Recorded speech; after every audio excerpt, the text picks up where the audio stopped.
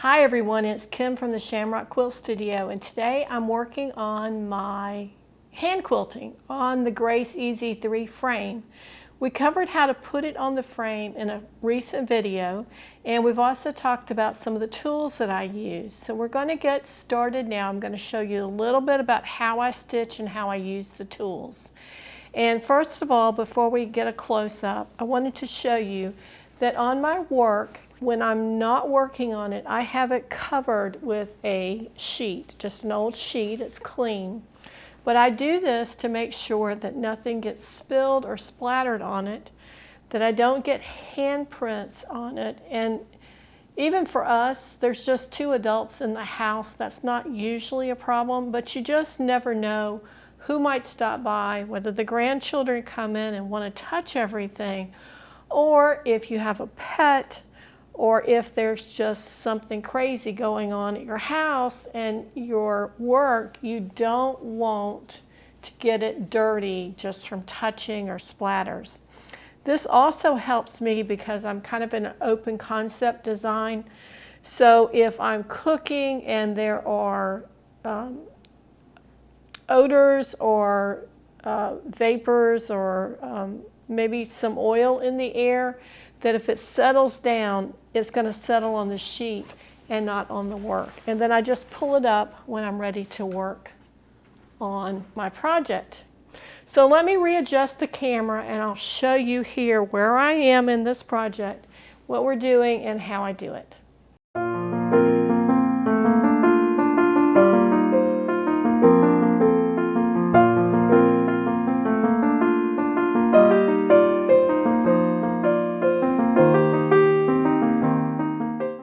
And welcome back to the Shamrock Quilt Studio.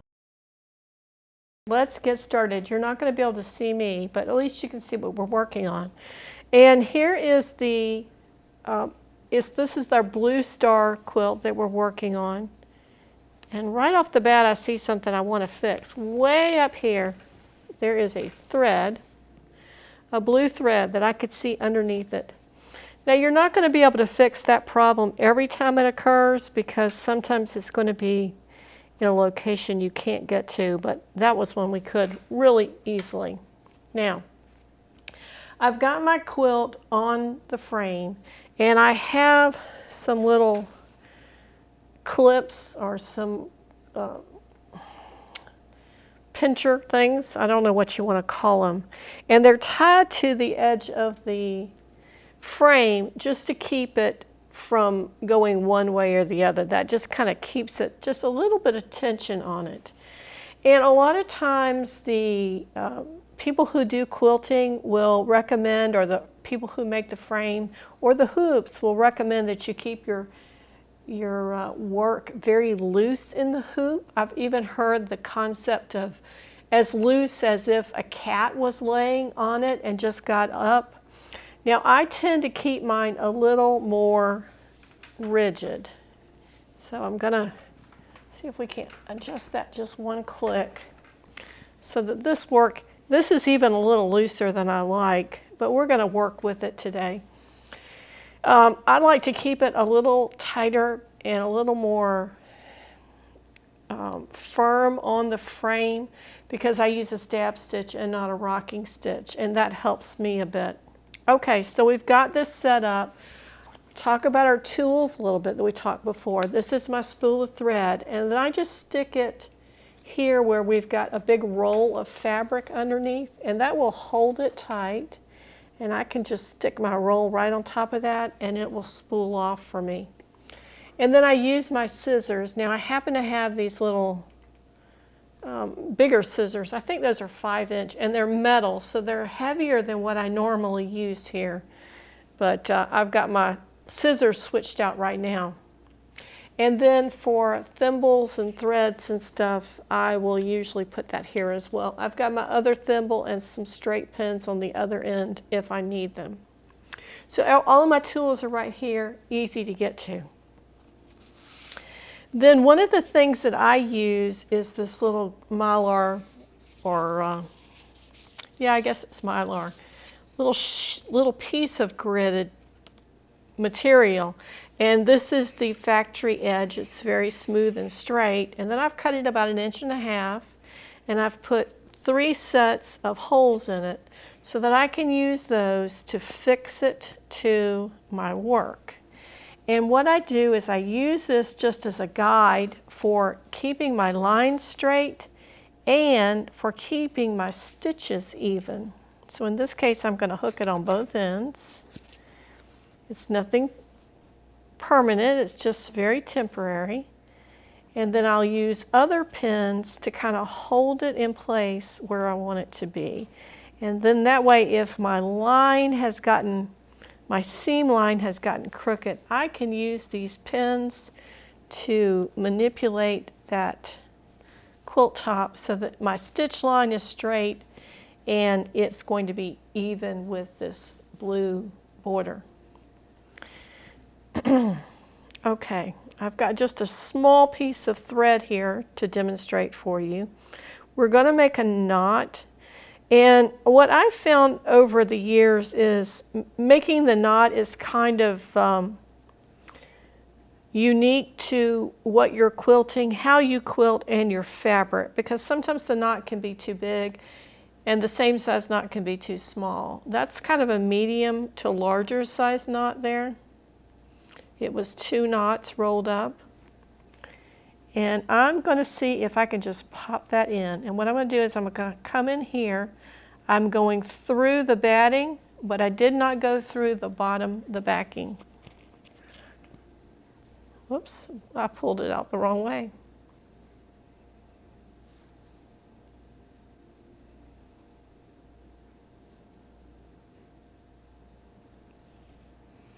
Okay, so there's the edge with the knot, and we're just going to pull it firmly and see if we can pop it in. And there it goes. It's popped in, it's holding, we're good to go. And then usually what I do is I come up on one of these little lines and I go down just past the next one, and that makes my stitch on the top just slightly bigger than 1/8 of an inch. And then I'll come up at the next line, which makes my stitch on the bottom just slightly less than 1/8 of an inch.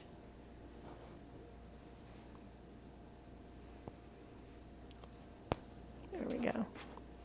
And we're just going to do a few of those.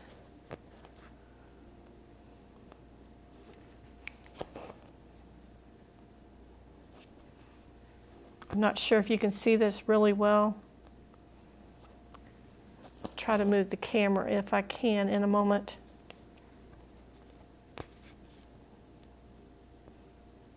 And I'm just using the kind of the edge of that mylar to control where that stitch goes. That does help me keep a much straighter line. If I'm working on a design in the pattern and it's just a small distance, a lot of times I can use either a disappearing marker or I could use some straight pins. For example, I might use this straight pin that pointed to the other end, and then another one at this end,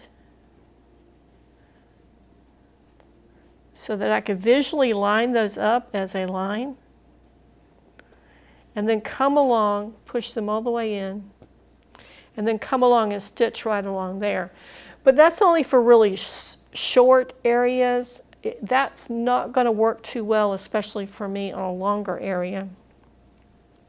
And this is the first row of stitches on this quilt top, so I do want to make sure that we get it off to a good start.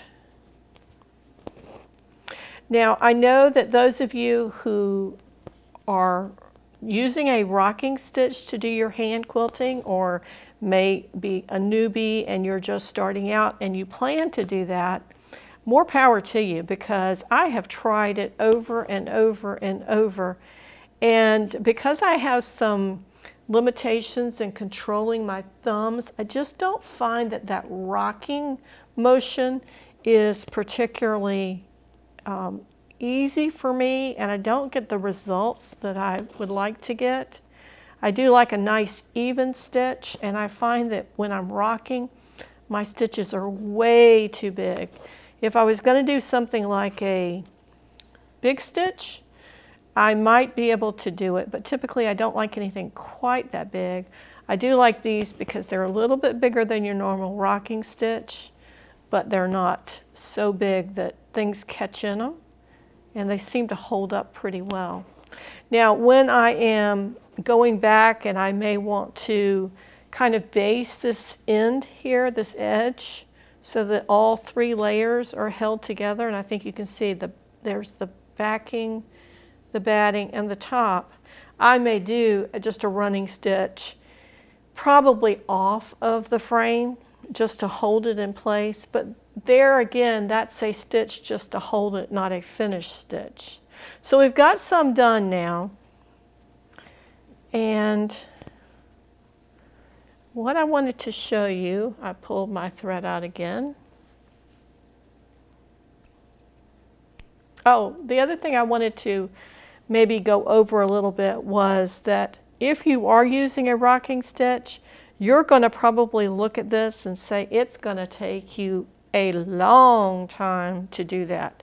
And you're right, it is going to take longer probably to stitch this than if I was using a rocking stitch, because I can't load up multiple stitches on the needle at one time, and that does slow things down.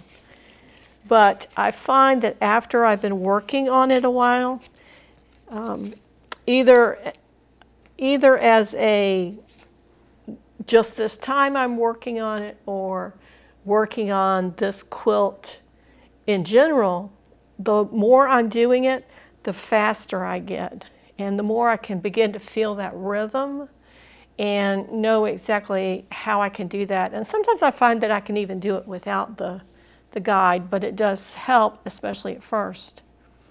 Okay, so we've pulled that, we have a stitch there, and we're going to pull our needle up just to the right, this side of where our last stitch went in. So now we've got a stitch, and I think I've got a little knot. Let's see. Maybe it's just stuck on a place in the batting where it's, oh no, there is a knot. And it's probably going to want to break on me.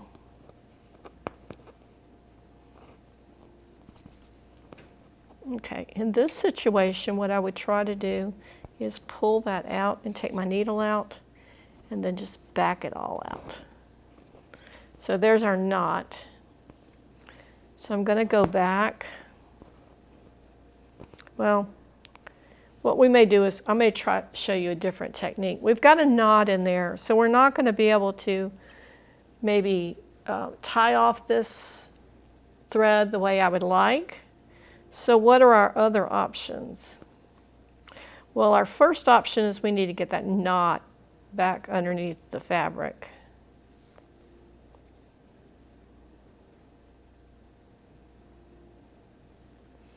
So the first thing we're going to do is we're going to pull it right back where it came from, kind of go in between the batting, zigzag it between the batting, and see if we can't pull it in. There we go. So now it's in there. It's not knotted, but it is in there. And what I'm going to do now is I'm going to try to tie a knot, because that other little accidental knot is tied, and it's in that batting somewhere. So it's going to hold it. Okay, so we've got a knot here. Actually, we've got 2 knots. So what we're going to do is go back in that same hole and zigzag that through the batting again and pull it out again. And we pull both of those knots through that hole, and we can trim it off, and I'm going to put that there. I didn't really cut it so much as I pulled against it and it cut. And then we have an invisible mark where both of those were, and we're good to go. The other way that you could do it is you could just pull it up through, come to the end of this and come back just a fraction of an inch, and tie that knot where that stitch on the top is, and knot it and pull it back through, and that would be invisible as well. And I see another thread in there. I think this is going to be a problem with this quilt the whole way through, because it is a 2-color quilt, and it's that dark blue and that white. And as much as we try to get that thread all clipped off, we have these stray threads for some reason. Okay. Where did it go? I think we might have gotten it. And when I unpin and pin back, I have to make sure that I catch the leader when I do that. And the leader is, again, that piece of fabric that is attached to the rail on the quilt. So when we roll it, it's going to roll that. And the first time we roll, we're going to want to kind of help it along a bit. And we'll show that on camera as well. So that's a little bit about how I'm going to stitch this. I haven't decided yet what kind of quilting design I'm going to put on here. I think we're going to do something here in this white area with the block that's just really plain. Something decorative, and I'm kind of thinking through that. I think we may have to make our own template. But then this one, I'm not really sure. I just thought about doing cross hatches in these white areas because this is a warm and white, and I think that their batting, minimum quilting is 8 to 10 inches. So if we did a stitch here, we would be well within that guideline for that box. So we're still thinking about that a little bit, but we have this whole line across here to go and then a little basting stitch here that we can work on until we decide for sure. I hope you've enjoyed these little tips today as we're working on our hand quilting. And hand quilting is a task that you can take on that allows you to work while you may be carrying on a conversation with someone or you're watching your favorite TV program. That's kind of the way I have this set up so that I'm in with the family, but I can watch TV while they're watching TV or doing something else, and I'm not off in another room. It's kind of a way to be involved even when you're working on your own projects. And it is good to be able to start working on these and continue to work on them. As the weather gets colder, typically what I do is I quilt in a hoop with the hoop on my lap. But during the summertime and late spring and early fall, I tend to want to do it on the frame because it's not on me. I can stay cool in the house while I'm doing it, and I don't have to worry about being covered up by this massive quilt, and I can work on it.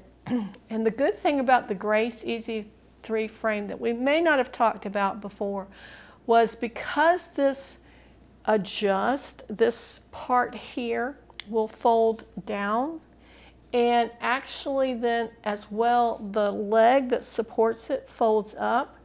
So you can take it and maybe put it on top of a bed that's not being used. You could stand it up behind a door, although I've never done that with a quilt on it. But in a situation where you needed this space, you could move this somewhere else. It can be a little wieldy in its biggest size like it is now to move, but it is movable. I hope you've enjoyed our pointers today and encourage you to work on hand quilting. It's a great hobby. It's very relaxing. It allows me to contemplate things or think through things that I might not normally have time to do and still enjoy something that I love to do. If you would please give us a thumbs up if you like this video. Be sure to subscribe if you have not already, and we'll see you next week at the Shamrock Quilt Studio. There's that thread.